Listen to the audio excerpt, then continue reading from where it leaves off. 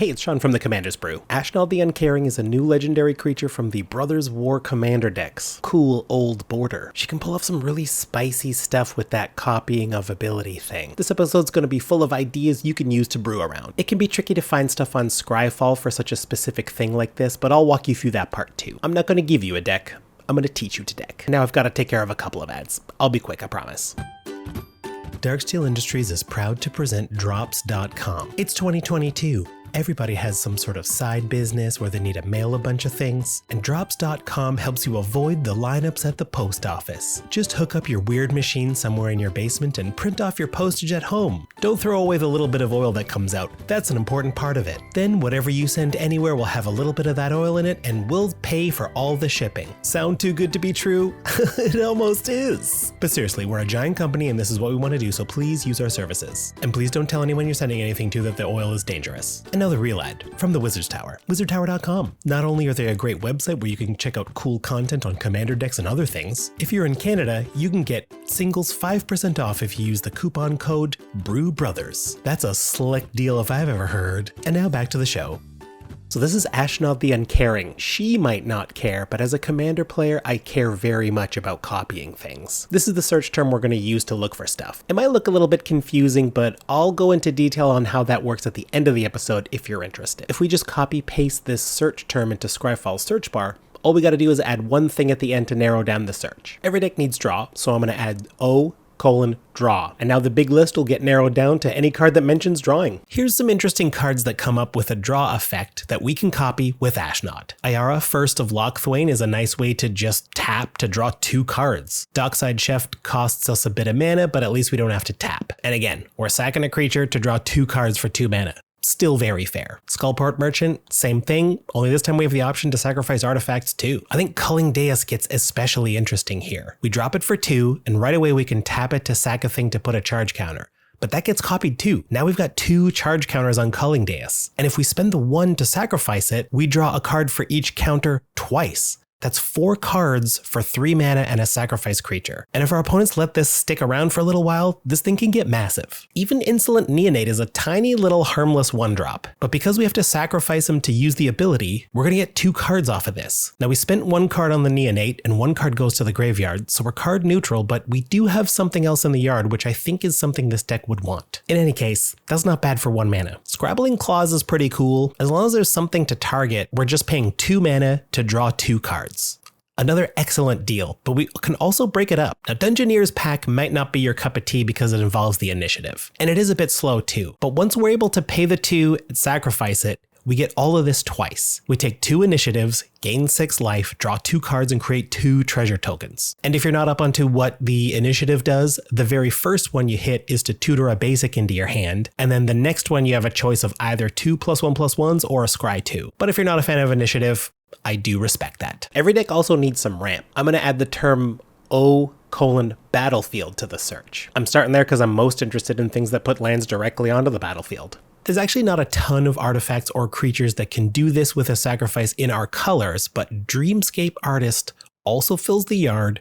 We sacrifice 1 land, but we're putting 4 basics into play. And may I point out that they don't come into play tapped. If we've already had the artist on the board from before, paying 3 to activate this means we're up a mana. Burnished Heart is often a little bit too slow for a lot of metas, but paying 3 again to put 4 basics into play, tap this time, does sound pretty appealing. And a classic Wayfarer's Bauble. 1 mana to put down, 2 mana to sacrifice, and put 2 basics onto the battlefield. That's better than Cultivate. And Navigation Orb, again, more expensive and a little bit slower, but the fact that we get to pick 2 gates and put those into play, which gets copied to 4 gates, that should be all the fixing we need. And although it doesn't put it into the battlefield, Renegade Map is a favorite of mine. 1 mana to come down, to technically draw 2, they've got to be basics, they go to your hand. I still think this is a really good card. The best part about some of these is we can put them down before Ashnod appears, and then just use them to get the double. Now we need to think about some removal. I'm going to change that word at the end to destroy this time. Our colors involving sacrifice are easily the most hostile towards artifacts. We've got tons of options there. Torch Fiend takes care of 2 artifacts for a total of 3 mana if you include casting it. And then there's Reckless Reveler, which is exactly the same thing. And then there's Yavimaya Steel Crusher, which is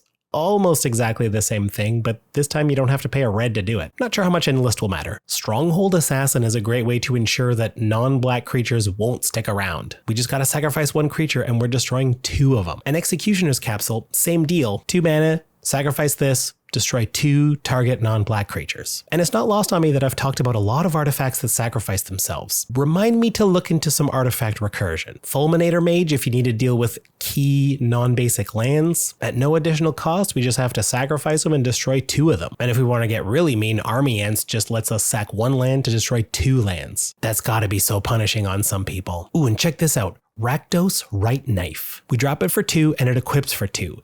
And now that creature can sacrifice a creature to put 2 blood counters on. That gets doubled too. This is like Culling Deus. If our opponents let us get a bunch of counters on here, all we gotta do is pay black-red, no taps involved, so as long as we're holding up the mana, they can't surprise us with anything. We'll sacrifice this, and target player will sacrifice a permanent for each blood counter. Since we get to copy that, we can either gang up on one player and just make them sacrifice double the number of permanents, or we can spread the love, as it were. You better make friends with me with this kind of deck. Don't get on Ashnod's bad side. Not that she cares anyway. She's uncaring. What was that I was supposed to look up? Oh yeah, artifact recursion. But before I do, I want to take a look at Throne of Geth. It's the only proliferate card that we actually get to double using Ashnod because there's a sacrifice involved. Double proliferating can be very powerful, so that's something I'm going to want to keep an eye on. So now back to artifact recursion. So this time I'm going to add the word O:"return to my search to see the kind of stuff that can return things. It won't narrow down from what zone to what zone, but return ought to get most of the things covered I care about. Goblin Engineer lets us get something into the graveyard, and then by sacking an artifact, we can return 2 artifacts with converted mana cost 3 or less. And that's right onto the battlefield. Trading Post, classic artifact that sacrifice things, and 2 of the abilities involve a sacrifice. Sacrificing a creature to return 2 target artifacts to our hand,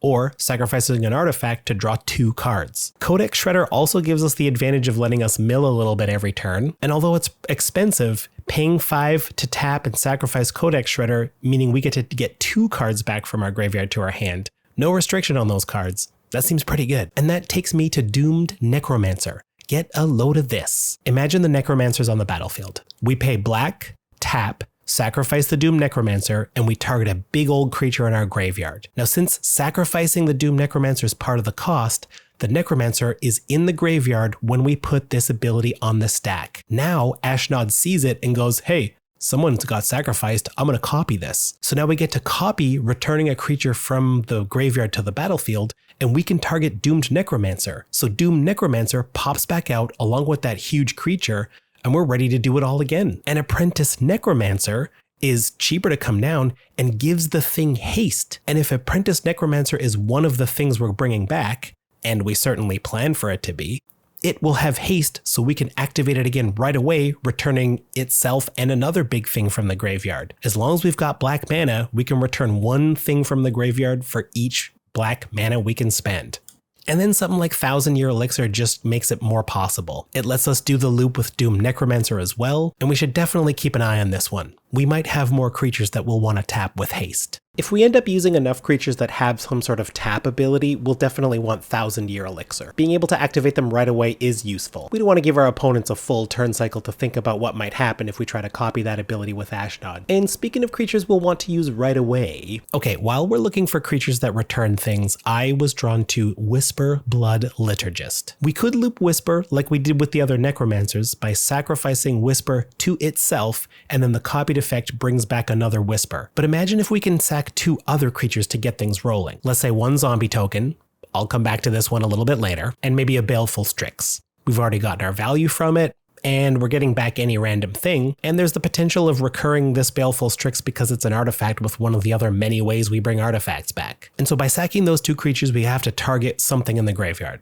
Let's say Torch Fiend. It doesn't really matter. But the other one that we're going to target with the copied ability is Pestermite. And then when Pestermite comes back with the Torch Fiend, Pestermite's going to untap Whisper, and we can do it all over again. And this works if we don't have a way to give Whisper haste, because Whisper didn't go anywhere. We can loop creatures for free. We just have to remember to sack the Pestermite for the first Whisper activation so that it's in the yard for the copied reanimation effect. The Pestermite will be the second card we bring back to keep this rolling. And if Perilous Mirror is one of the other creatures we're keeping juggling back and forth, we'll eventually just ping everyone to death. that's game. And if we don't have that, we can juggle a Stitcher's supplier to keep milling more cards.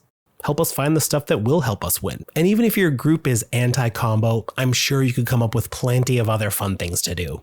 There's some really cool stuff going on here, and that only covers the more basic things a deck needs to do. Let's get into some even neater moves. Remember that zombie token I mentioned earlier? Well, this time I'm adding the word create to see if we can double up on some token makers. I came up with Geralf Visionary Stitcher. We sack a non-token creature and we make 2 of those XX blue zombie creatures. Not to mention they all have flying. And Ghoul Caller Gisa, no wonder these 2 are a dream team. Gisa lets us sacrifice another creature, token or non-token, and make double the black zombie creature tokens. We can get wide pretty quick. And Clever Scob, although it is a more expensive activation, sacrificing a zombie to make 4 token copies of that thing, that could be really broken. And a quick shout out to Blood-Soaked Altar. I've always felt this was too pricey of an effect, both in how much to cast this thing and how much you have to pay to use it. But if I can start to get 2 5/5 demons with flying out of it, it starts to seem a little bit more interesting. I'll leave you to figure out if this kind of thing fits in a deck you like or not. I don't know your meta. I'm just here to give you a bunch of ideas. Here's another neat move I found when I added the word mill to the search term. I did go into this undecided if I wanted to mill myself or my opponents. It's already obvious we can brew up some real graveyard shenanigans, but winning from mill seems doable. Altar of Dementia, one of the best mill artifacts in the business, and we get double triggers because the sacrifice is involved. Now imagine something like Consuming Aberration. We have the possibility to sack and reanimate this a couple of times using those other necromancers, but we might not even need to. If this thing's like a 30/30, that's 60 cards in the graveyard. Remember, we're doubling the Altar of Dementia effect. And at that point, a single sacrifice of Consuming Aberration is enough to eliminate a full player. And if we've got those in the deck,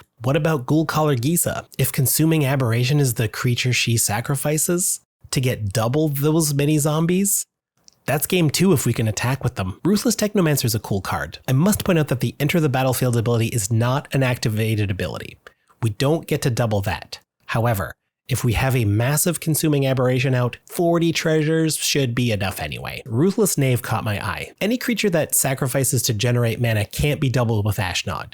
But making treasure tokens isn't a mana ability. Ruthless Knave gets to sack 1 creature and make 4 treasure tokens. And the best part is Ruthless Knave doesn't tap. We could do this multiple times a turn. And if we had an Ashnod's Altar out, that famous altar, if we could somehow cover 2 of the Ruthless Knave's 3 mana cost, we should be able to ramp a ton. You know, I was wondering when Ashnod's Altar would show up in this episode. Pretty spicy. Here's another thing we can do. You like wheels? Personally, I love wheels. Magus of the Wheel, pitch our hand, draw up to 7. And of course, we're going to copy it. So then we'll pitch that 7 immediately and draw up to another 7. And if that's something we're doing, I'm going to want something like Waste Not. So all those cards my opponents are going through is going to give me a ton of value. Zombies, extra mana, cards. And then Bone Miners are for the stuff I'm discarding. Same deal. I wouldn't recommend running those 2 cards if we don't have more wheels in the deck, like a classic Windfall or maybe a Reforge the Soul. And then at that point, I want to look at something like Scribe of the Mindful. Paying 1 to sacrifice this to get 2 instants or sorceries back to our hand. That's a total of 4 mana if I'm casting it as well. And if that really is my game plan, Spellkeeper Weird does the same thing for 5 total mana. And if that's really, really, really important to the game plan, Pillar Drop Warden does it again, but this time it's a 6 mana effect if you consider the cast and the use, and it's only at sorcery speed. But you can see what I mean here. There's so many ways to go with a deck like Ashnod's. I'm sure by now you can see how flexible Ashnod can be. We don't even have to force every card to synergize with her. There really is no shortage of Grixis good stuff we could fill the deck with and only have a couple of packages that work nicely with Ashnod. Anyway, here's some more cool cards that work nicely with Ashnod. I couldn't figure out where to fit these into the rest of the show. So no matter which way you go, artifacts are probably going to be a big part of this deck.